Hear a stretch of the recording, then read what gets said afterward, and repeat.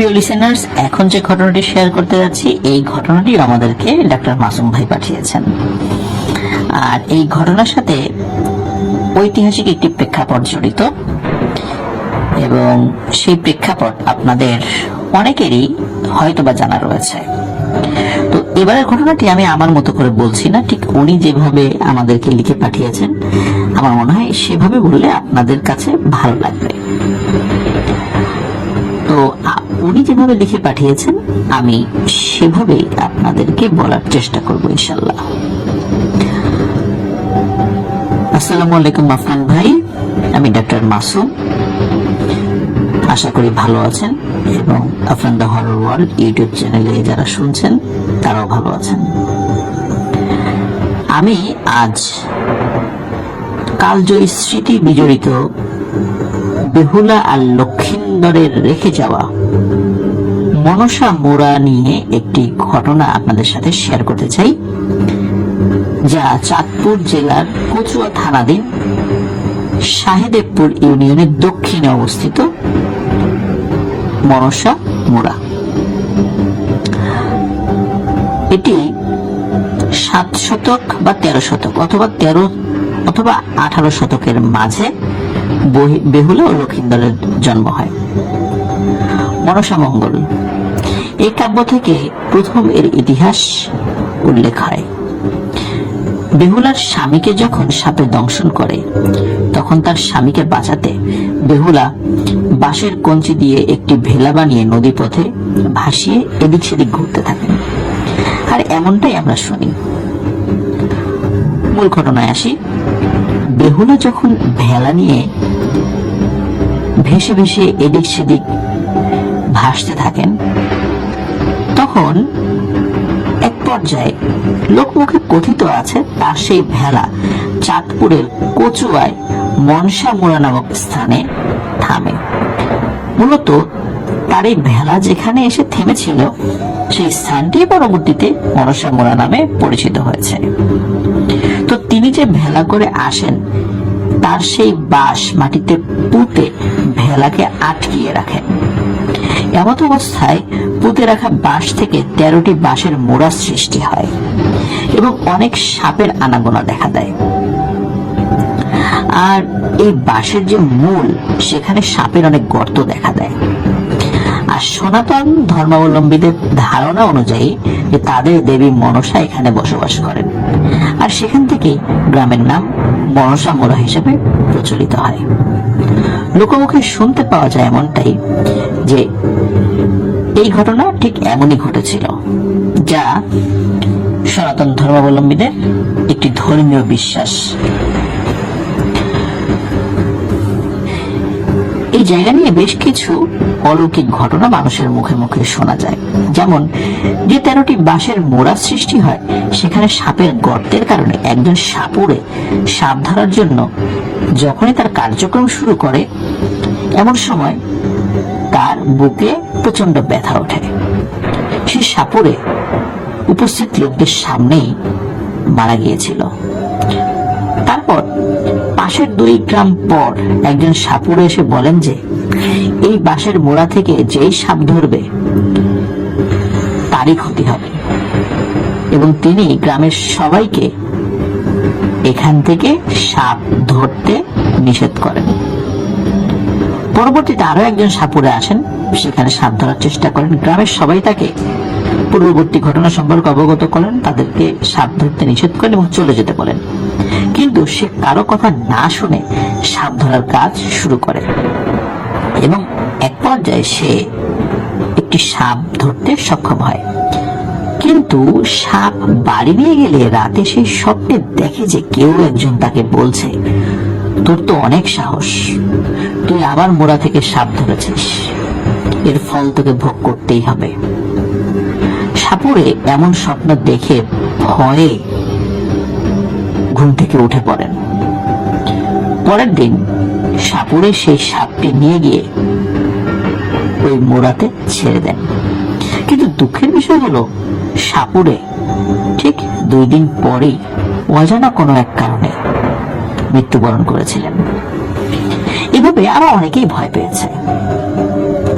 13টি বাঁশের ঝাড় থেকে কেউ বাঁশ কাটতে পারে না। যেমন ওই এলাকায় একজনের ছনের ঘর ছিল। সে ঘর ঠিক করার জন্য কয়েকটি বাঁশ কেটে তার ঘরের কাজে লাগিয়েছিল, কিন্তু তার ঘরে সে কিন্তু কোনোভাবেই ঢুকতে পারেনি, কারণ ভয়ানক সাপের উপদ্রব শুরু হয়। এমনকি চুলার ভেতর পর্যন্ত সাপ ছিল।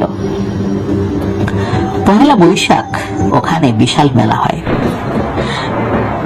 মেলা এবং পুজোর কাজে যদি কেউ কোনো বাঁশ কাটে তাহলে কারো কোনো সমস্যা হয় না। আর এই ঘটনার সাক্ষী এখানে বহু মানুষ রয়েছে। আর এই কারণে স্থানীয় কিছু মানুষ এবং সনাতন ধর্মাবলম্বীদের একটি দৃঢ় বিশ্বাস সৃষ্টি হয়েছে। এবার চলে যাই মনসা মন্দিরের ইতিহাসে। নোয়াখালীর একজন লোক, যার কোনো সন্তান ছিল না, তিনি সেখানে গিয়ে মানত করেন তার যদি কোনো সন্তান হয় তাহলে সেখানে তিনি একটি উপাসনালয় স্থাপন করে দেবেন। কিন্তু অবিশ্বাস্য হলো সত্যি যে এর ঠিক পরের বছরই তার একটি ফুটফুটে সন্তান হয়। পরে ওয়াদা মাফিক তিনি সেখানে এসে একটি উপাসনালয় তৈরি করেন এবং গ্রামের মানুষদের মধ্যে মিষ্টি বিতরণ করেন। এই মন্দিরটি 13টি বাঁশঝাড়ের একদম মাঝে অবস্থিত। আমরা এত সময় ধরে বিভিন্ন পূর্ববর্তী ঘটনা শুনলাম, ইতিহাস থেকে কিছু জানতে পারলাম, যেটি অনেকেই জানে এবং স্থানীয় মানুষের মধ্যে এই ঘটনাগুলো প্রচলিত আছে। এবার চলে যাচ্ছি আমাদের মূল ঘটনায়। এই ঘটনাটি আমাকে পাঠিয়েছেন লক্ষ্মীপুর সদর থেকে মোশাররফ হোসেন। তিনি ফেসবুক ফ্রেন্ড। 2016 সালে তিনি তার বন্ধুদের সাথে মোট 3 জন চাঁদপুরের কচুয়ায় অবস্থিত মনসামুড়া ঘুরতে যান। তো তারা সবাই এদিক সেদিক ঘুরতে থাকেন এবং ওখানে আরো লোক ছিল যারা তাদের মতোই ঘুরতে গিয়েছিল। দিনটি ছিল কোনো একটা বন্ধের দিন, তবে সেটা কিসের বন্ধ ছিল সেটি তার ঠিক মনে নেই। ওখানে কিন্তু আগে নদীর মতো ছিল, কিন্তু নদীটা ছোট হওয়ায় মানুষ সেখানে বাঁধ দিয়ে ওখানে 3টা দিঘির মতো করে ফেলেছে। তো মোশাররফ সাহেব তার বন্ধুদের নিয়ে ঘোরার এক পর্যায়ে তার অনেক প্রাকৃতিক কাজ সারার বেগ হয়। তখন তিনি কিছু না বুঝেই মন্দিরের দক্ষিণ পাশে একটি বাঁশঝাড়ের নিচে নিজের অজান্তেই বসে পড়েন এবং সেখানে প্রস্রাব করেন। এই দৃশ্য দূর থেকে একজন মুরব্বী দেখেন এবং পরবর্তী তিনি মোশাররফকে ডাকেন এবং বলেন, তুমি এটা কি করলে? এখানে অনেকেই ধর্মীয় বিশ্বাসের কারণে আসে, বিভিন্ন রকম নিয়ত করে, আর তুমি এই জায়গাটা অপবিত্র করলে, কাজটা কি তুমি ঠিক করলে? তখন মোশাররফ যে কাজটি করেন সেটি হলো খুব কটাক্ষমূলক কথাবার্তা বলেন। আর এই কাজের জন্য আসলে তার কোনো অনুশোচনাও ছিল না। মুরব্বী খুব রাগান্বিত হন তার উপরে এবং বলেন যে এক্ষুনি যদি এখান থেকে না বের হও তাহলে গ্রামবাসীদেরকে ডেকে তোমাদের শায়েস্তা করা হবে, এক্ষুনি এখান থেকে চলে যাও। তো মুরব্বীর কথা শুনে মোশাররফ তার বন্ধুদেরকে নিয়ে বাড়ি চলে আসে। খাওয়া দাওয়া করে তিনি রাত্রে ঘুমান। হঠাৎ রাতে সে স্বপ্নে দেখে কেউ একজন তার ঘরে, অন্ধকারে ঠিক তার চেহারা বোঝা যাচ্ছিল না। মোশাররফ, ও মোশাররফ এরকম বলে তাকে ডাকে এবং বলে যে তুই এই জায়গা অপবিত্র করেছিস, তোর ক্ষমা নেই, তোকে শেষ না করে আমি যাব না। এই বলে সে তার গলা চেপে ধরে। প্রচন্ড ভাবে গলা চেপে ধরায় মোশাররফের নিঃশ্বাস নিতে কষ্ট হচ্ছিল এবং মোশাররফ গলা ছাড়ানোর অনেক চেষ্টা করে।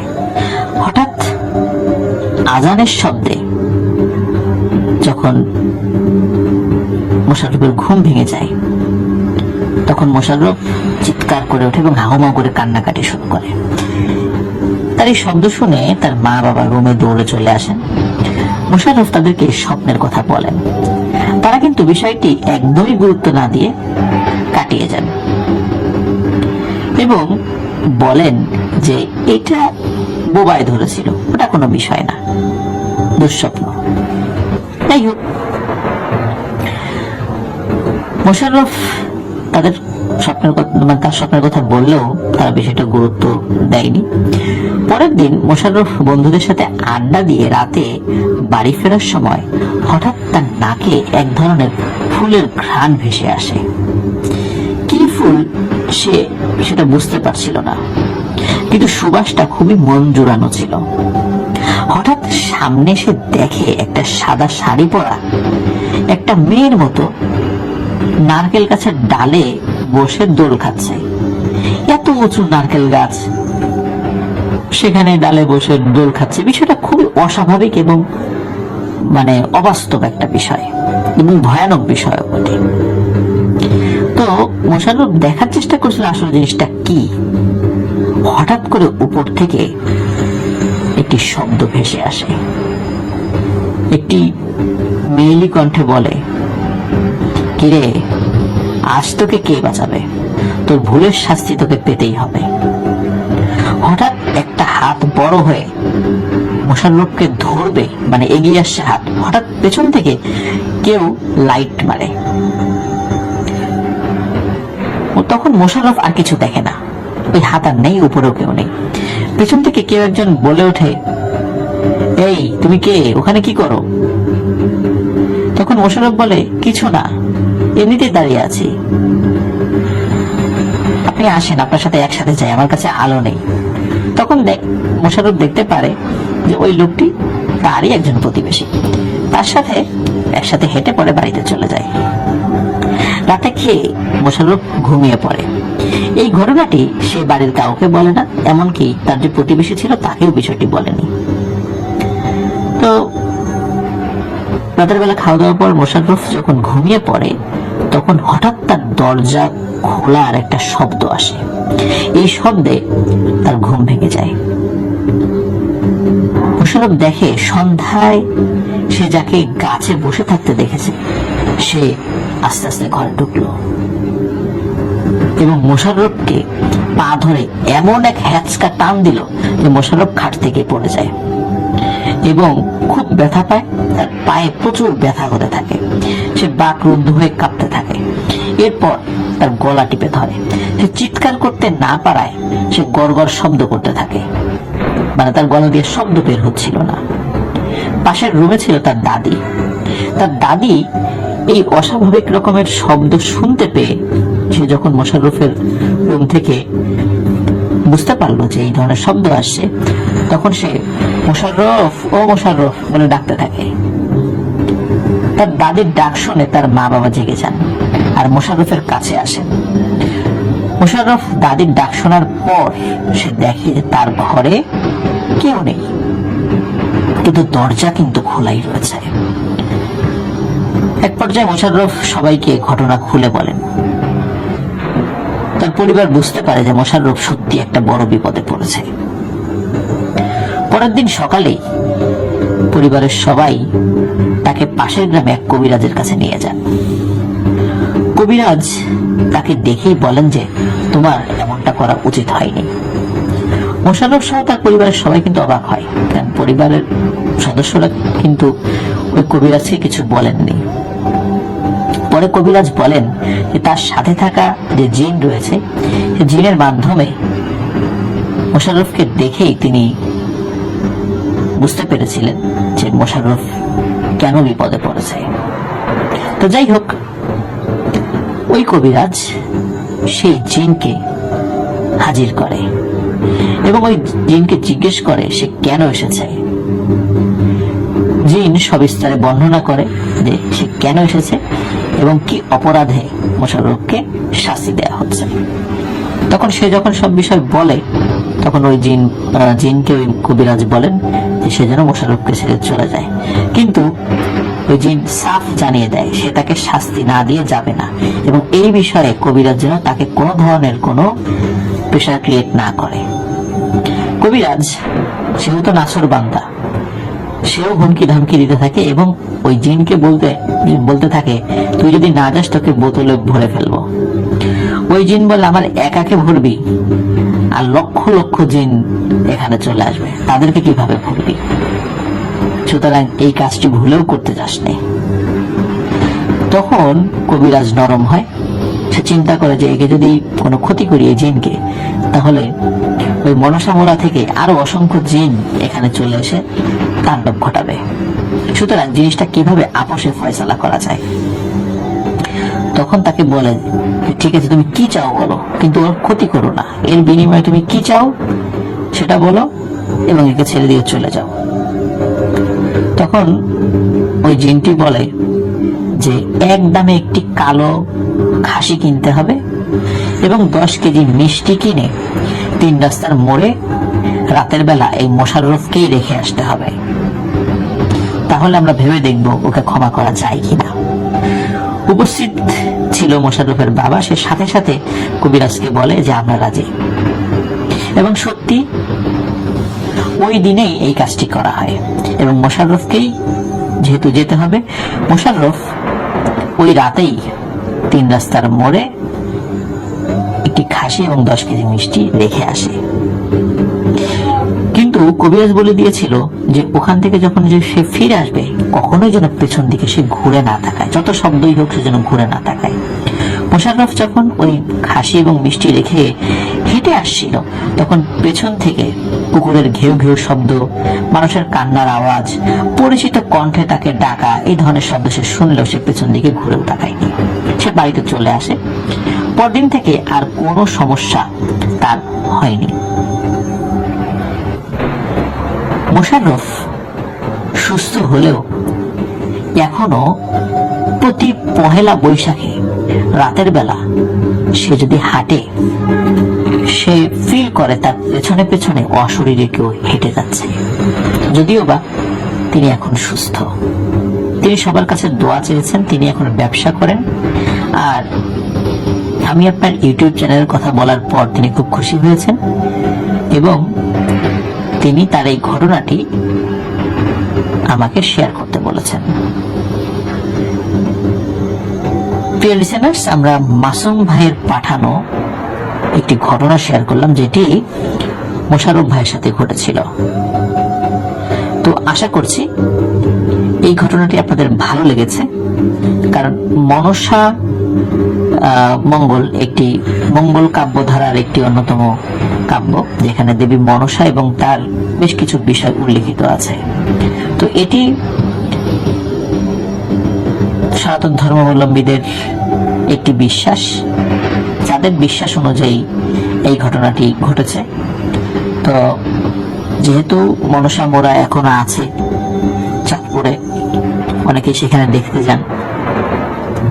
তো সাধারণত এই জায়গাগুলোতে ওই সম্প্রদায় যারা যে ধর্মাবলম্বী, ওই ধর্মাবলম্বী জিনেরা সেখানে বসবাস করে। যেমন মাজারগুলোতে মুসলিম জিনরা বসবাস করে, ঠিক তেমনি মন্দির, শ্মশান, তারপর এই ধরনের উপাসনালয় যেগুলো হিন্দু ধর্মাবলম্বী, এগুলোতেও হিন্দু জিনেরা বসবাস করে। আবার বৌদ্ধ যে সমস্ত বৌদ্ধ ধর্মের যে উপাসনালয়গুলো রয়েছে সেখানে বুদ্ধিস্ট জিনেরা সেখানে বসবাস করে। চার্চগুলোতে খ্রিস্টান জিনেরা বসবাস করে।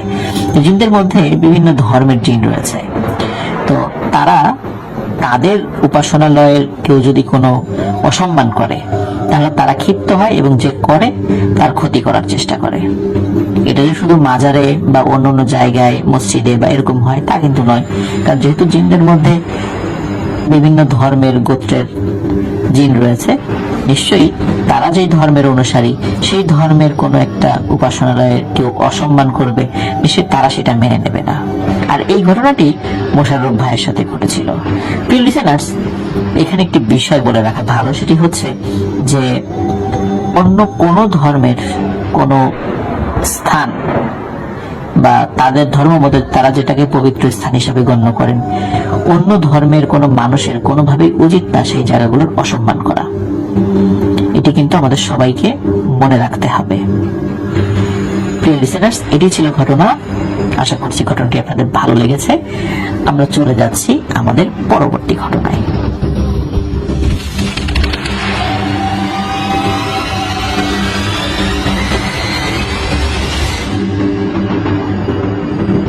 প্রিয় লিসেনার্স, এখন যে ঘটনাটি আমি আপনাদেরকে বলতে যাচ্ছি, এই ঘটনাটি আমাদেরকে পাঠিয়েছেন সম্রাট জাহাঙ্গীর ভাই।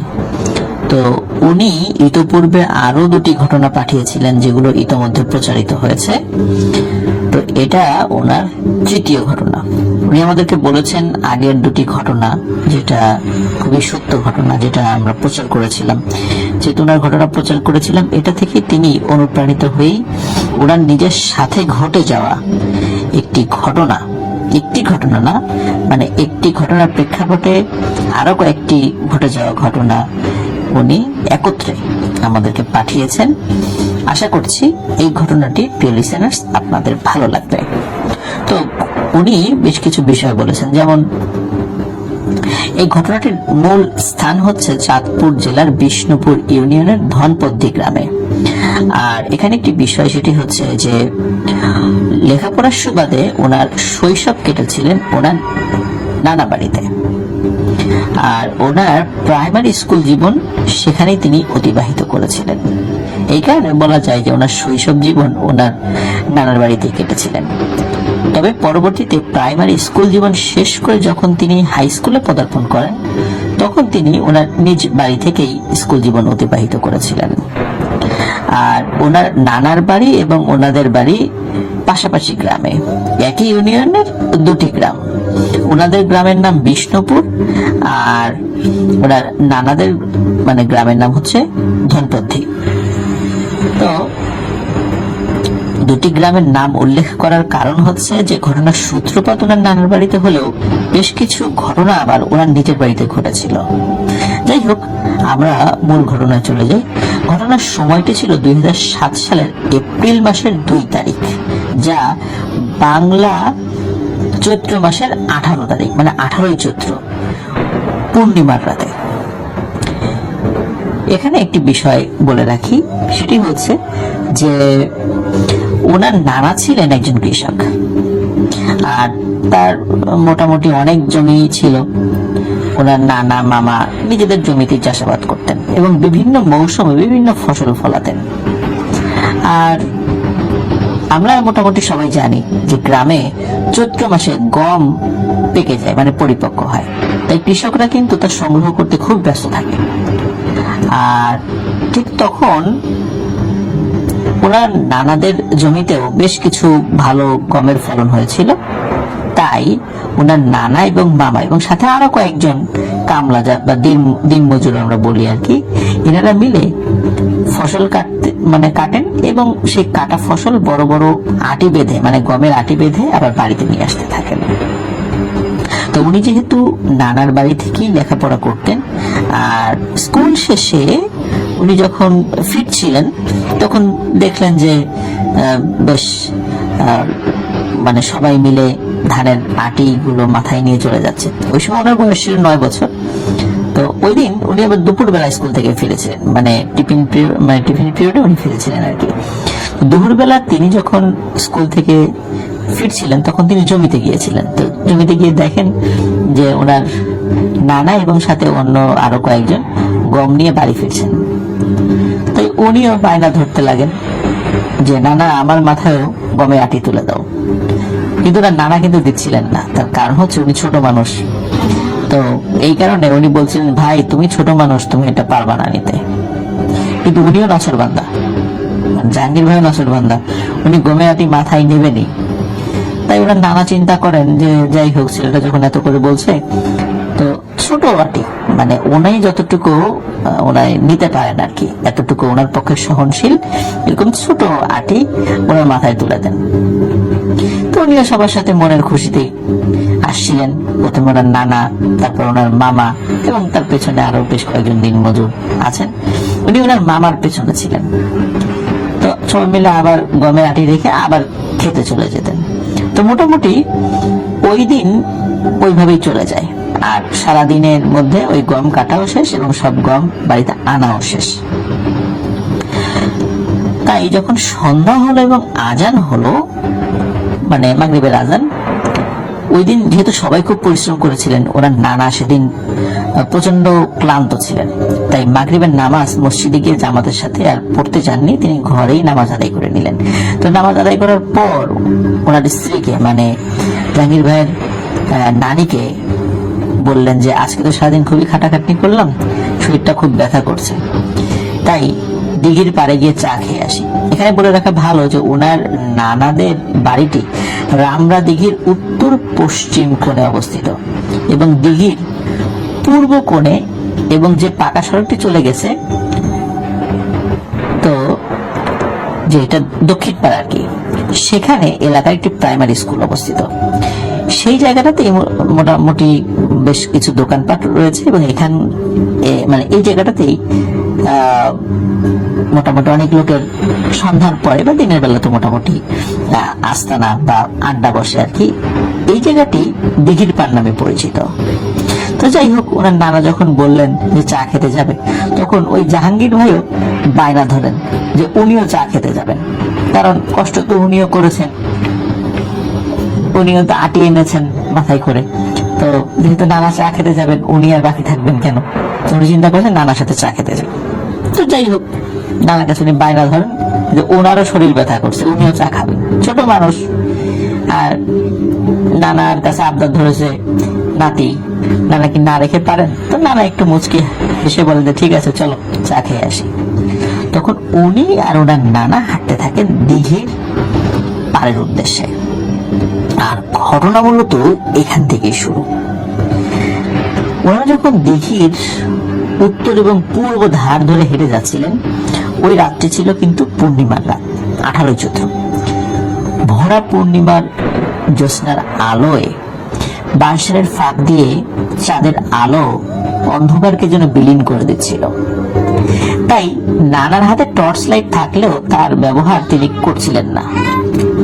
ওনারা যেখান দিয়ে যাচ্ছিলেন তার পূর্ব পাশে কিছু ঘরবাড়ি ছিল এবং তার পাশে ছিল ফসলি জমি। যখন ওনারা ঘর বাড়ি পেরিয়ে প্রায় ওই যে প্রাইমারি স্কুলের কথা বলেছিলাম, ওই স্কুলের কাছে চলে গিয়েছেন বা কাছে চলে এসেছিলেন, তখন এই জাহাঙ্গীর ভাই উনি পূর্ণিমার জ্যোৎস্নার আলোতে দেখতে পান যে পূর্ব দিক থেকে গম ক্ষেতের আইল ধরে সাদা ঘোমটার মতো দেয়া মাথার উপরে কুঁজো হয়ে একজন মানুষ ওনাদের দিকে এগিয়ে আসছেন। এবং দেখতে দেখতে উনি দেখতে পান যে হঠাৎ ওই কুঁজো মানুষটি এই জাহাঙ্গীর ভাইয়ের সামনে চলে আসে এবং এসেই ওনাকে সজোরে ধাক্কা দিয়ে ফেলে দেন। উনি তো ছোট মানুষ, 9 বছর বয়স। উনি এই ধাক্কা খেয়ে 2 থেকে 3 হাত দূরে গিয়ে ছিটকে পড়েন। ওনার নানা ওনার থেকে কিছুটা সামনে ছিলেন এবং সামনে থাকায় পেছন, মানে ওই সময় ওনার সাথে কি হয়েছে সেটা দেখতে পাননি, কিন্তু শব্দ পেয়ে পেছন দিকে তাকিয়ে দেখেন উনি মাটিতে পড়ে গেছেন আর জাহাঙ্গীর ভাইয়ের নাক দিয়ে গড়গড় করে রক্ত বের হচ্ছে। তখন ওনার নানা দৌড়ে এসে ওনাকে উঠান, জিজ্ঞেস করেন কি ব্যাপার, কি হয়েছে, কেন ভাই তুমি পড়ে গেলা কেন? তখন জাহাঙ্গীর ভাই বলছেন, নানা ওই লোকটা আমাকে ধাক্কা দিয়ে ফেলে দিয়ে চলে যাচ্ছে, তুমি ওকে ধরো, এর বিচার করো। তো নানা বলেন, কই, কাউকে তো দেখতে পাচ্ছি না। এখন জাহাঙ্গীর ভাই বলছেন, ওই যে আমি দেখছি, ওই যে চলে যাচ্ছে, ওই লোকটাই তো আমাকে ধাক্কা দিল। কিন্তু নানা বলছেন, না আমি তো কাউকে দেখতে পাচ্ছি না। ওনার হাতে কিন্তু টর্চ লাইট ছিল, যদিও পূর্ণিমার আলোর কারণে উনি কম জ্বালাচ্ছিলেন।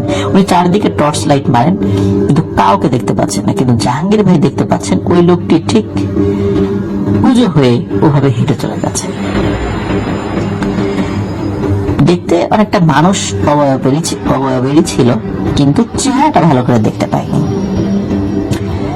এবার জাহাঙ্গীর ভাই খেয়াল করেন, মানে উনি দেখছেন যে ওই লোকটি তো হেঁটে হেঁটে এসেছিল আইল ধরে, কিন্তু এবার সে গমের শীষের উপর দিয়ে ভেসে ভেসে চলে যাচ্ছে এবং তার গতিবিধি ছিল অস্বাভাবিক এবং সে হঠাৎ করে মিলিয়ে গেল দূরে একটি বাগানের মধ্যে।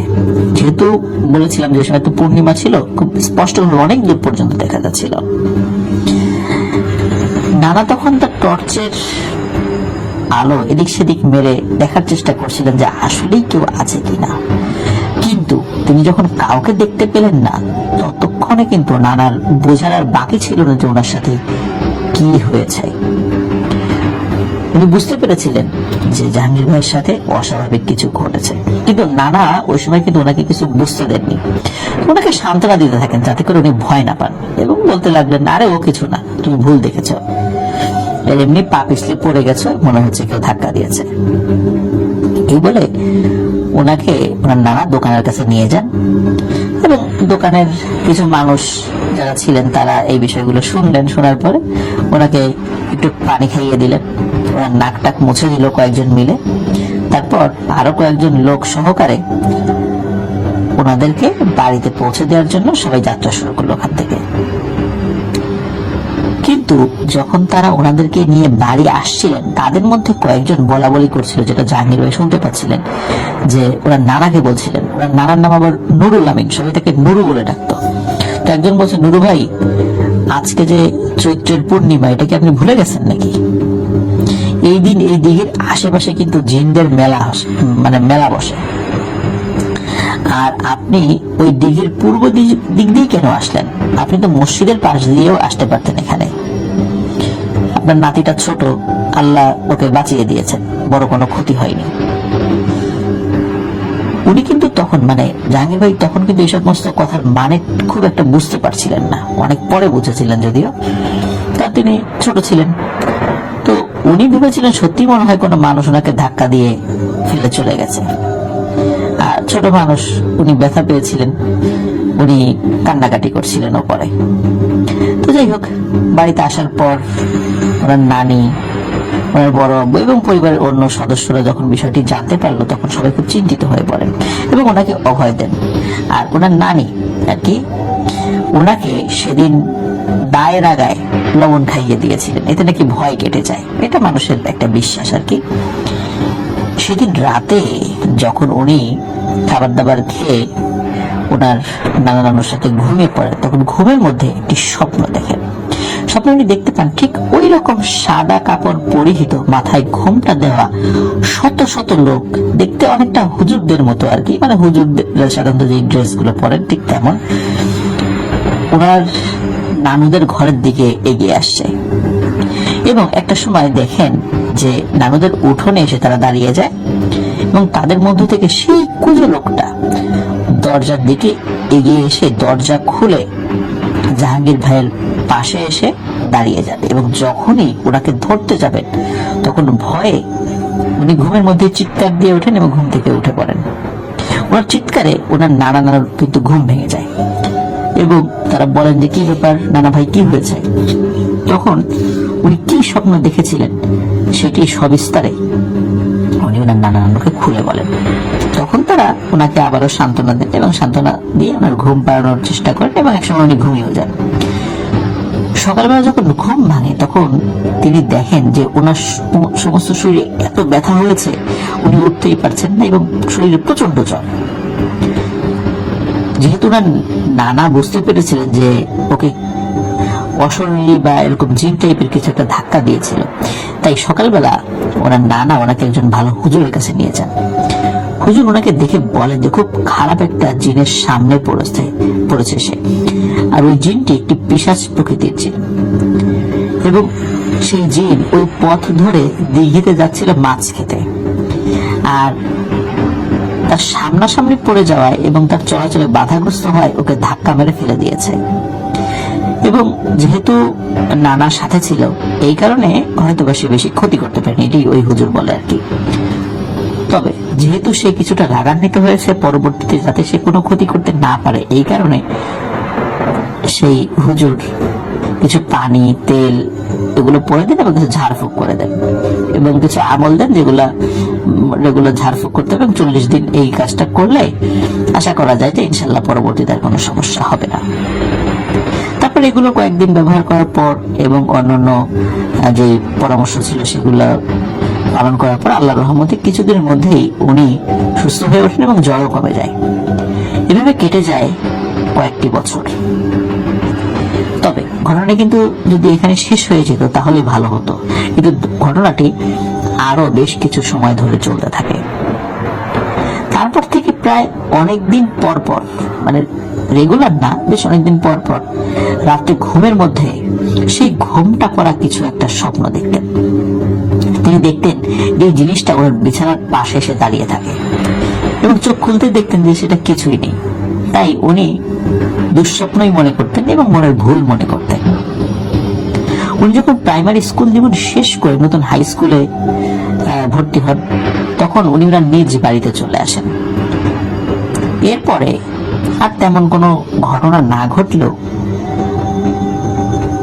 ঘটনা আবার ঘটতে থাকে 2017 সালে। এর মাঝে মোটামুটি এই বিষয়টি উনি অনেকটা ভুলে গিয়েছিলেন। 2017 সালে জীবনের সবচেয়ে ভয়ানক অভিজ্ঞতার মুখোমুখি হন জাহাঙ্গীর ভাই। বেশ অনেকদিন পর পর রাতে ঘুমালে স্বপ্নে যে সাদা অবয়বটা দেখতেন, সেদিনও সে তার পাশে দাঁড়িয়ে আছে। কিন্তু আজকে সে হঠাৎ ওনার বুকের উপরে উঠে বসে এবং ওনার গলা চেপে ধরে। এই বুঝে ওনার নিঃশ্বাস বন্ধ হয়ে যায় এবং মনে হচ্ছে এখনই উনি মৃত্যুবরণ করবেন। এবং ওই দিনই তিনি ভালো করে ওই জিনিসটির চেহারা দেখতে পান। তিনি দেখেন যে তার চেহারা একটি মহিলার মতো, তবে তার মুখটা খুব ভালোভাবে যে বোঝা যাচ্ছে তা না, কারণ মাথার চুলগুলো মুখের সামনের দিকে ঝুলে আছে। এবং উনি সর্বশেষ আশা নিয়ে মহান আল্লাহ রাব্বুল আলামিনকে ডাকতে থাকেন এবং মুখ দিয়ে উনি কোনো আওয়াজ বের করতে পারছিলেন না। তারপর অনেক কষ্ট করে সূরা ইখলাস পড়ে জোরে আল্লাহু আকবার বলে যখন শরীরকে ঝাঁকি দেন, আর উনি দেখতে পান শরীরের উপর থেকে ওই জিনিসটা দূরে গিয়ে ছিটকে পড়ে এবং সাথে সাথে শূন্যে মিলিয়ে যায়। ওনার সমস্ত শরীর মনে হচ্ছিল অবশ হয়ে গেছে। ওনার হাত শরীর নাড়াতে পারছিলেন না। উনি শুধু চেয়ে চেয়ে দেখছেন এবং উনি ভাবছেন এটা কি হলো। আস্তে আস্তে উনি স্বাভাবিক হয়ে যান। ওই রাত্রে উনি আর কাউকে কিছু বলেননি। পরদিন সকালে যখন ওনার আম্মুকে বিষয়টি জানান, ওনার আম্মু বিষয়টাকে গুরুত্ব না দিয়ে এটাকে স্বাভাবিকভাবেই আমরা যে চিন্তা করি বোবাই ধরেছে, এটি বলেছেন আর কি। তো বলেন যে তুমি রেগুলার দোয়া পড়ে ঘুমাবা, তাহলে কিচ্ছু হবে না। কিন্তু ওনার মন কিন্তু কিছুতেই মানছিল না, কারণ উনি কিন্তু বিষয়টা জানতেন যে এটা বোবা নয়, এটা অন্য কিছু। কারণ তিনি প্রায় প্রতি রাতে না, মানে মাঝে মধ্যে সেই ছায়ামূর্তি, সেই সাদা অবয়বটাকে তিনি দেখতে পেতেন এবং প্রতি রাত্রেই, মানে যখন দেখতে পেতেন সেই রাত্রে আর কি, ওনার বিছানার পাশে দাঁড়িয়ে থাকতো। কিন্তু এই ঘটনা যখন ঘটলো, লাস্ট যে বুকের উপর উঠে বসা, এর অল্প কিছুদিন পরে একটি ভয়ানক ঘটনা ঘটে। এটি বেশ ভয়ানক এবং মর্মান্তিক। আমি জানি না এই ধরনের সিচুয়েশনে পড়লে মানে আমার অবস্থা কি হবে। প্রিয় লিসেনার্স, আপনারাও একটু ফিল করবেন। সেটা হচ্ছে যে ওই রাত্রে যখন উনি গভীর ঘুমে মগ্ন, তখন উনি হঠাৎ টের পান যে খাটের নিচ থেকে একটা হাত এসে ওনার ডান হাতটা চেপে ধরে টেনে হিচড়ে ওনাকে খাটের উপর থেকে নিচে ফেলে খাটের নিচে নামিয়ে নেওয়া যাওয়ার চেষ্টা করছে এবং খাটের নিচে টেনে নিয়ে যাওয়ার চেষ্টা করছে। উনি যখন বিষয়টি বুঝতে পারেন, উনি সাহস করে আল্লাহর নাম নিয়ে ওনার বাম হাত দিয়ে সেই হাতটিকে খপ করে ধরে ফেলেন এবং উনি অনুভব করেন এই হাতটি ছিল অস্বাভাবিক রকমের চিকন, আর হাতের চামড়া ছিল খুবই খসখসে টাইপের, যেটা স্বাভাবিক মানুষের হয় না। আর এত চিকন হাতও কারো হয় না, এমনকি নবজাতক শিশুদেরও হয় না। কিন্তু সেই হাতে ছিল প্রচন্ড শক্তি। তারপর অনেকক্ষণ ধস্তাধস্তির পর উনি ওনার হাতটি ছাড়িয়ে নিতে সক্ষম হন। তখন উনি ওনার আম্মুকে অনেক জোরে জোরে ডাকতে থাকেন। ওনার আম্মু যখন আসেন তখন পুরো ঘটনা তিনি খুলে বলেন। সকালবেলা ওনার আম্মু পরিবারের সবাইকে যখন ঘটনাটি জানান, তখন পরিবার সবাই চিন্তিত হয়ে পড়েন এবং ওনার বাবা যেহেতু দেশের বাইরে থাকতেন, এই কারণে ওনার বড় জেঠুকে সাথে নিয়ে ওনার আম্মু চাঁদপুরের একলাশপুর নামক একটা জায়গা আছে, এই একলাশপুর প্রসিদ্ধ এক আলেমের কাছে নিয়ে যান। সঙ্গত কারণে ওই আলেমের নামটি তিনি প্রকাশ করেননি, তবে চাঁদপুরের অনেকেই একলাশপুরের সেই আলেমকে এক নামে চেনেন। যাই হোক, যখন ওনারা সেখানে গিয়ে পৌঁছান, তখন ওই আলেম তার কাছে থাকা জিনদের মাধ্যমে তথ্য উপাত্ত সংগ্রহ করে তিনি বলেন যে আপনারা আসলে ঠিক সময় এসেছেন, ওকে আমার কাছে নিয়ে এসেছেন। আরো দেরি হলে হয়তো বা আরো ক্ষতি হতে পারত। যাই হোক, তিনি বলেন যে আমার সাথে থাকা জিনদের মাধ্যমে আমি ওই জিনের সাথে যোগাযোগ করার চেষ্টা করব। ও যদি ভালো আমার কথা শোনে তাহলে তো ভালো, আর না হলে ওই জিনকে আমি হত্যা করব, কারণ ও খুবই দুষ্টু প্রকৃতির একটি জিন। তো যাই হোক, আশ্চর্যজনক বিষয় হলো ওই হুজুরের কাছে যাওয়ার পর থেকে আর কখনোই ওনার সাথে আর কোনো ঘটনা এখন পর্যন্ত ঘটেনি। 2017 সালের পর থেকে এখন 2022 সাল, এর মানে আর কোনো ঘটনা ঘটেনি। কিন্তু যেদিন ঘটেছিল, মানে প্রথম যখন ওনার 9 বছর বয়স যখন ছিল আর কি, যখন ঘটেছিল সেই চৈত্রের পূর্ণিমা রাতে একটি ধাক্কা, এরপরে সেই কুজো মানুষটি গমের শীষের উপর দিয়ে ভেসে যাওয়া, তারপরে প্রতি রাত্রে সেই অবয়বটা তার কাছে আসা, এরপরে দীর্ঘ বিরতি দিয়ে দিয়ে ওই অবয়বটি ঘরের মধ্যে আসা, পাশে দাঁড়িয়ে থাকা, এরপর বুকের উপর চেপে বসা, সর্বশেষ একটি চিকন হাত হঠাৎ করে তার বা হাত চেপে ধরে খাটের নিচে টেনে হিঁচড়ে নিয়ে যাওয়ার চেষ্টা করা, খসখসে হাত। এই পুরো বিষয়টা উনি যখন চিন্তা করেন উনি এখনো ভয়ে কেঁপে ওঠেন। তবে উনি এখনো বুঝতে পারেন না যে 10 বছরের ব্যবধানে পরবর্তীতে হঠাৎ কেন আবার তার উপর আক্রমণ করলো। কারণ শুরুর পরে কিন্তু আবার দীর্ঘ সময় পার হয়ে গিয়েছিল মাঝখানে, তো 10 বছর মাঝখানে কিন্তু গ্যাপ হয়ে গেছিল যে সশরীরে আক্রমণের বিষয়টি, কিন্তু পরে কেন আবার আক্রমণ করলো, কেন আবার ফিরে আসলো। যাই হোক, ওই হুজুর হয়তোবা তার সাথে থাকা জিনদের মাধ্যমে ওই দুষ্টু জিনকে কোনোভাবে সাহায্য করতে বা বোঝাতে সক্ষম হয়েছিলেন, যার কারণে সে আর এসে ডিস্টার্ব করছে না। তবে ওই জিনের ভাগ্যে কি হয়েছে সেটা উনি জানতে পারেনি। তবে জাহাঙ্গীর ভাই যে সুস্থ আছেন এতটুকু আমাদেরকে জানিয়েছেন। জিনের ভাগ্যে কি হোক না হোক সেটা আমাদের জানার দরকার নেই, জাহাঙ্গীর ভাই যে সুস্থ আছেন এখন পর্যন্ত, এটাই আমাদের জন্য একটা ভালো খবর। আশা করছি উনি আরো অনেক ঘটনা আমাদেরকে পাঠাবেন এবং সেই ঘটনাগুলোর আমরা প্রত্যাশায় থাকলাম। অনেক ধন্যবাদ জাহাঙ্গীর ভাই, আপনার নিজের সাথে ঘটে যাওয়া চমৎকার ঘটনা, যদিও আমাদের জন্য সেটা শুনতে চমৎকার, কিন্তু আপনার সাথে যেটা ঘটেছে আপনি জানেন সেটা আপনার জন্য কতটুকু ভয়ানক ছিল এবং সেটা কতটুকু কষ্টদায়ক ছিল। আমরা কখনোই চাইবো না যে এই ধরনের ঘটনা কারোর সাথে ঘটুক, কিন্তু আমাদেরকেও সতর্ক থাকতে হবে। আমরা প্রতি ফরজ নামাজের পর আয়াতুল কুরসি পড়ে নিজেদের শরীরকে মানে মাসেহ করব ফু দিয়ে, এবং 4 কোড সূরা কাফিরুন, ইখলাস, ফালাক, নাস, অথবা ইখলাস, ফালাক, নাস, অথবা তাও যদি না পারেন তাহলে ফালাক এবং নাস, এটি ফজরের নামাজের পর 3 বার, মাগরিবের নামাজের পরে 3 বার এবং অন্যান্য ফরজ নামাজের পর 1 বার করে পড়ে শরীরে যদি আমরা ফু দিই তাহলে আল্লাহর রহমতে এই দুষ্টু জিনদের প্রকোপ থেকে আল্লাহ তাআলা আমাদেরকে ইনশাআল্লাহ হেফাজত করবেন। তো এটি ছিল ঘটনা।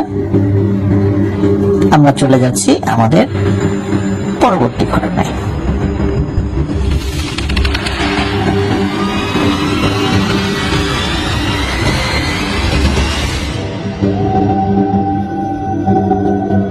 প্রিয় লিসেনার্স, এখন যে বিষয়টি আমি আপনাদের সাথে শেয়ার করতে যাচ্ছি এটি আমি ঘটনা বলবো না, এটি আসলে কি আপনারা নিজেরাই বুঝতে পারবেন। এটা ঘটনা বললে ভুল হবে, কারণ এটা এখনো চলমান। তো এটি একদম বাস্তব এবং এটির দ্বারা অনেক মানুষ উপকৃত হচ্ছে। তো সেই বিষয়ের প্রেক্ষাপটটা আমি তুলে ধরবো। এই বিষয়টি আমাদেরকে পাঠিয়েছেন বাগেরহাট জেলার মোল্লাহাট থানা থেকে মাশফিক ভাই। মাশফিক ভাই এর আগেও কিন্তু বেশ কিছু ঘটনা আমাদেরকে বলেছেন, যেটা আমি ভূত.com-এ শেয়ার করেছি, তারপরে এখনো করছি। তো উনি এখন যে ঘটনাটি বিষয়টি আমাদেরকে বলেছেন, এটি মূলত এটার যে মূল যিনি ক্যারেক্টার তার নাম হচ্ছে বশির ভাই। বশির ভাইয়ের বাড়িও কিন্তু বাগেরহাট জেলার মোল্লাহাট থানায়। উনি বছরখানেক আগে আমাদের মতোই স্বাভাবিক জীবনযাপন করতেন। উনি মূলত কৃষি কাজ করতেন। তো কি হলো যে উনি একটা চাকরির জন্য গাজীপুরে যান, গাজীপুরের মাওনাতে। গাজীপুরের মাওনা কিন্তু মোটামুটি অনেক ধরনের প্রতিষ্ঠান রয়েছে, ইন্ডাস্ট্রি, গার্মেন্টস, এরকম বিভিন্ন ধরনের ব্যবসা প্রতিষ্ঠান, কলকারখানা সেখানে রয়েছে। তো উনি মূলত যে জায়গাটাতে গিয়েছিলেন, ওই জায়গাটার যিনি মালিক একজন শিল্পপতি। তো একটি জায়গা উনি ক্রয় করেন যেখানে একটা পুরাতন কবরস্থান ছিল, এবং ওই জায়গাটি ক্রয় করে এবং আশেপাশে আরো কিছু জায়গা ক্রয় করে উনি ওই জায়গাটাতে বাউন্ডারি দেন, এবং ওই জায়গার পাশে ওনার আবার একটি গার্মেন্টস আছে। তো যেহেতু জায়গা যাতে দখল না হয়, ওই গার্মেন্টসেরই যারা সিকিউরিটি, তাদেরকেই কিন্তু ওই জায়গাটি পাহারা দেওয়ার জন্য প্রতিনিয়তই তাদেরকে ডিউটিতে বসানো হয়। তো জহির ভাই গাজীপুরের মাওনাতে গিয়েছিলেন এবং ওনার দায়িত্ব ছিল ওই জায়গাটাতে ডিউটি করা। ওখানে অবশ্য 2 জন করে ডিউটি পালন করতেন।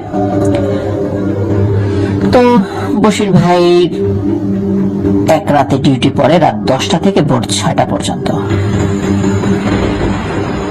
প্রথম দিন উনি ডিউটি করেন, মোটামুটি কোনো সমস্যা নেই। কিন্তু দ্বিতীয় দিন যখন উনি ডিউটি করতে গিয়েছেন, তখনই হয় সমস্যা। উনি যখনই ডিউটি শুরু করেছেন, ওনার হঠাৎ করে, মানে যখনই না, মূলত শুরু করার পরে তখন সমস্যা হয়নি, একটু মাথা ঘোরা, ঝিমঝিম এরকম মনে হচ্ছিল। কিন্তু রাত 2টো-2:30টার দিকে হঠাৎ করে উনি সেন্সলেস হয়ে যান। ওনার প্রচন্ড মাথা ঘুরে ছিল, তারপর আর কিছু মনে নেই। তো ওনার সাথে যে আরেকজন ডিউটিতে ছিল, সে যখন দেখে সে হঠাৎ করে এরকম সেন্সলেস হয়ে গেছে, সে অন্যদেরকে ডাকে। লোকজন আসার পরে তখন তাকে স্থানীয় একটি হসপিটালে ভর্তি করানো হয়। তো তার অবস্থা এমন ছিল, তার মুখ দিয়ে লালা পড়ছিল, মানে মনে হচ্ছিল যে খুব বাজে একটা অবস্থা হয়ে গেছে তার, মানে ভয়ানক কিছু একটা হতে পারে তার। ডাক্তার দেখে সে খুবই দুর্বল, মানে তার শরীর, অথচ সে আগের রাত্রে বেশ শক্ত সামর্থ্য একজন মানুষ ছিলেন, খুবই দুর্বল হয়ে গেছেন, কোনোভাবেই উনি মানে শারীরিকভাবে ফিট না, অত্যন্ত দুর্বল। তো হঠাৎ কি এমন হলো যে উনি এরকম হয়নি? ডাক্তার জিজ্ঞেস করলো আপনার কি হয়েছিল? তো উনি তেমন কিছু বলতে পারেন না, উনি শুধু বলেন যে ডিউটিতে যাওয়ার সময় একটু পরেই আমার কেমন যেন মাথা ঘুরছিল, গভীর রাতে হঠাৎ করে আমার প্রচন্ড একটা মাথা ঘুরানি দেয়, এবং যার ফলে আমি সেন্সলেস হয়ে পড়ে যাই। এরপর আমার আর কিছু মনে নেই। যাই হোক, ডাক্তার তাকে বেড রেস্টে থাকার পরামর্শ দেন এবং ওই দিনই তাকে রিলিজ দিয়ে দেন। ওনার শারীরিক অবস্থা এতটা খারাপ ছিল, ওনার পক্ষে কিন্তু ডিউটি করাটা সম্ভব ছিল না। উনি ওনার ঊর্ধ্বতন কর্তৃপক্ষের কাছে ছুটি চান। এখন নতুন চাকরি, একদিন মাত্র ডিউটি করেছেন, দ্বিতীয় দিন এসেই অবস্থা। এরপরে ছুটি চাইলে সহজে প্রতিষ্ঠান দেবে না, এটাই স্বাভাবিক, এবং ওনার বেলা সেটাই হয়েছিল, ওনাকে ছুটি দেয়নি। আর ওনার শরীর এতটা খারাপ ছিল যে আসলে ওই শরীর নিয়ে ডিউটি করা তার পক্ষে অসম্ভব ছিল, যার কারণে তিনি বাধ্য হয়ে চাকরি ছেড়ে দেন এবং উনি বাড়িতে চলে আসেন। বাড়িতে চলে আসার পরেও ওনার শারীরিক অবস্থার কিন্তু উন্নতি হচ্ছিল না, উনি ওই দুর্বলতা অনুভব করতেন। এখন সমস্যা আরো একটা দেখা দিল। ওনার মনে হতো যে ওনার সাথে কেউ আছে। উনি যখন হেঁটে যান, ঘুমান, রাতের বেলা চলাফেরা করেন, সবসময় মনে হয় ওনার সাথে কেউ একজন হাঁটছে, বা কোন একজন মানুষ বা কোনো কিছুর উপস্থিতি উনি টের পাচ্ছেন, কিন্তু উনি কাউকে দেখতে পাচ্ছেন না। এর মধ্যে উনি প্রতি রাত্রে একটা স্বপ্ন দেখতেন। উনি স্বপ্নে দেখতেন যে একটি ওয়াজ মাহফিল হচ্ছে, উনি ওই ওয়াজ মাহফিলে গিয়েছেন, এবং ওই ওয়াজ মাহফিলে একজন বক্তা উনি ওয়াজ করছেন, কিন্তু ওই একজন বক্তা ওয়াজ করছেন ওই বশির ভাইকে কেন্দ্র করে, মানে বশির ভাইকে লক্ষ্য করে। ওয়াজের মধ্যে ওই বক্তা বশির ভাইকে বিভিন্ন আমল করার পরামর্শ দিচ্ছেন। তো বশির ভাই এগুলো প্রতি রাত্রে দেখছেন, কিন্তু এগুলো আসলে গুরুত্ব দিচ্ছেন না, কারণ হলো ওই বক্তা তাকে আসলে কি বলছেন উনি ভালো করে বুঝতে পারছেন না, শুনলেও সেগুলো মনে রাখতে পারছেন না। কারণ যে কথাগুলো বলছেন সেটা তার ওইভাবে বোধগম্য হচ্ছিল না।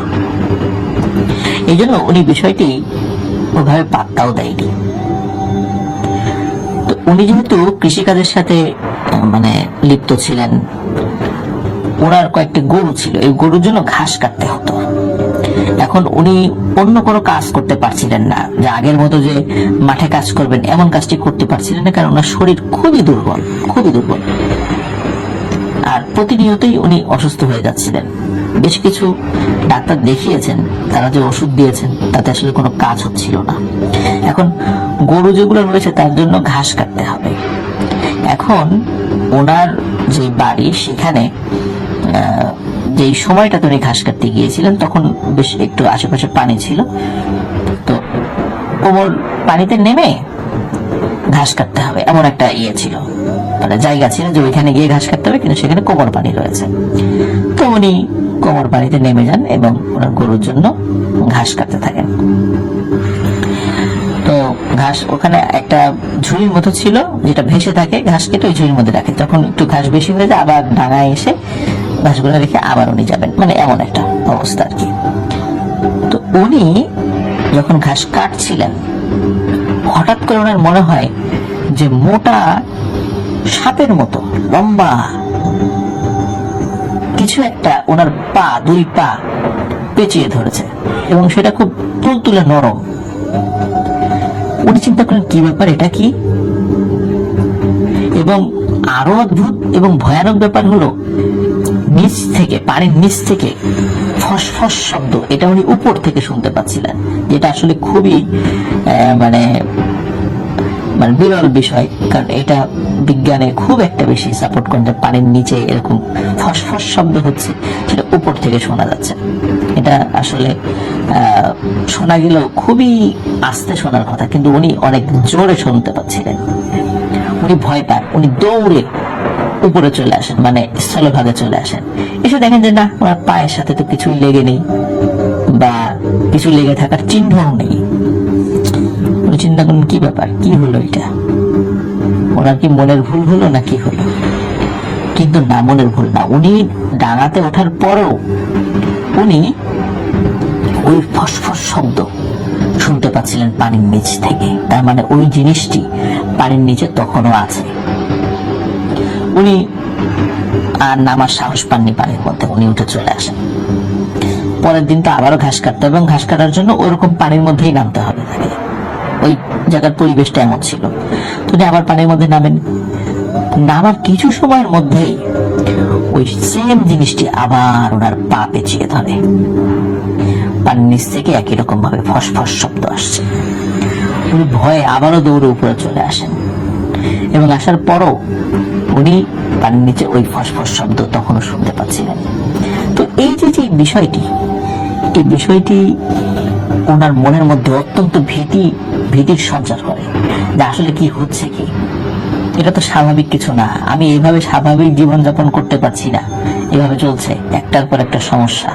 আমি অসুস্থ হয়ে পড়ছি, ওষুধে কাজ করছে না, আমি তো আগেই সুস্থ ছিলাম গাজীপুরে যাওয়ার আগে, তো এখন আমি এরকম হয়ে যাচ্ছি কেন? তখন উনি কি করেন, ওনার এক বোন রয়েছে সম্পর্কে, তার আবার তুলা রাশি। তো তিনি তার বোনের কাছে এই বিষয়টি জানান। উনি কিন্তু শুরুর দিকে কখনোই প্যারানরমাল কোনো বিষয় মনে করেননি, কিন্তু এই যে পানির নিচে কোনো কিছু পা পেঁচিয়ে ধরার এই বিষয়টি উনি যখন অনুভব করলেন, এর পরেই উনি তুলা রাশি ওনার ওই বোনের কাছে বিষয়টি জানান। তো বোনের কাছে একজন জিন আসতো। তো জিনের মাধ্যমে ওনার বোন তাকে জানায় যে তোমার সাথে একটি জিন রয়েছে, এই জিনটি খুবই ভালো, তুমি যখন ডিউটি করতে গিয়েছিলে তখনই ওই জিনটি তোমার সাথে চলে এসেছে। ওই জিনটি তোমাকে যেটা বলে তুমি সেটা শোনো, তোমার ভালো হবে, কারণ সে একজন নেককার জিন, সে তোমার ভালো চায়, তোমার উপকার করতে চায়।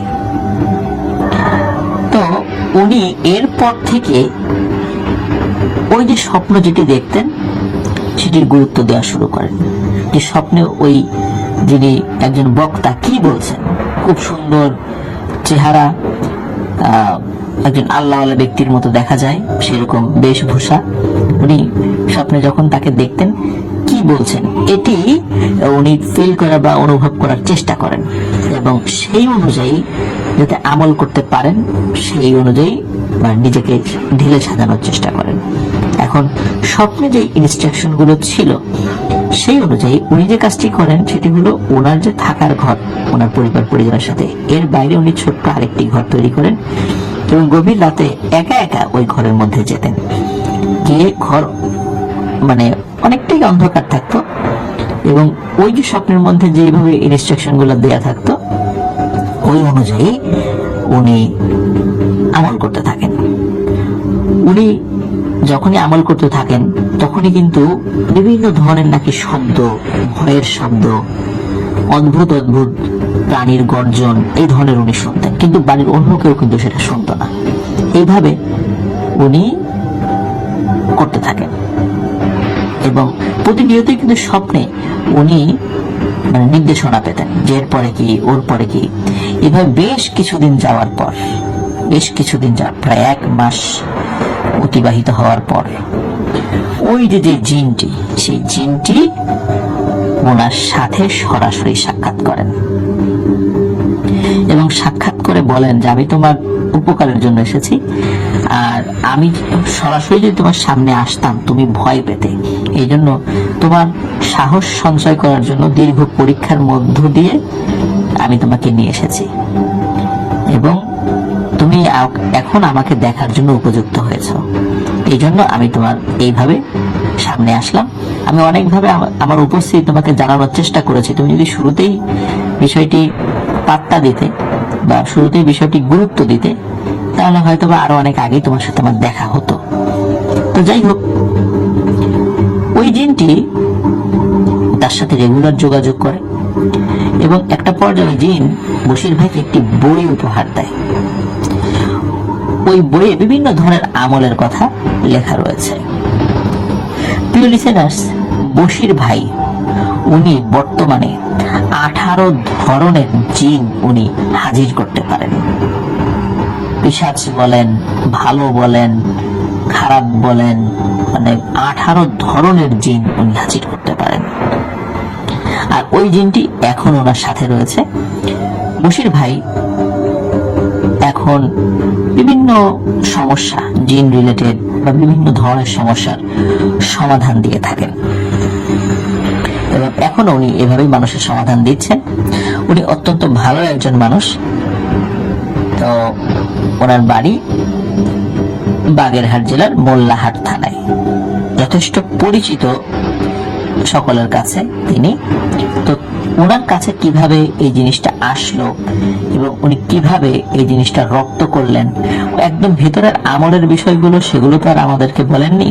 তবে প্রিয় লিসেনার্স, ওনার এই বিষয়টি আপনাদের সামনে উপস্থাপন করার জন্য ওই যে জিনটি তার অনুমতির প্রয়োজন ছিল, ওই জিনটি অনুমতি দেওয়ার পরেই ওনার এই বিষয়টি আমরা আপনাদের সামনে উপস্থাপন করলাম। এছাড়া ওনার বিষয়টি উপস্থাপন করার কোনো এখতিয়ার বা সাহস আমাদের ছিল না। যদি ওনার অনুমতি ছাড়া এই বিষয়টি আমরা আপনাদের সামনে উপস্থাপন করতাম, হয়তোবা ওনার সাথে থাকা সেই জিনটি রাগান্বিত হয়ে এই মাশফিক ভাই যিনি আমাকে ঘটনা বলেছেন এবং আমি যদি বলি আমাদের ক্ষতি করতে পারত।